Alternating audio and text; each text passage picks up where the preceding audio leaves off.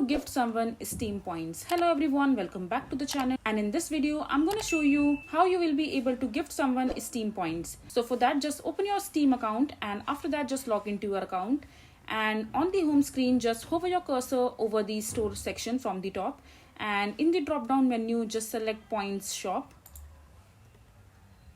And as you can see that it has been written over here that you can buy games and earn points with the purchase that you will make while purchasing games in the Steam account. So in order to gift someone Steam points, you have to really send them some money so that they can make some purchase on their Steam account and will get some reward points afterwards.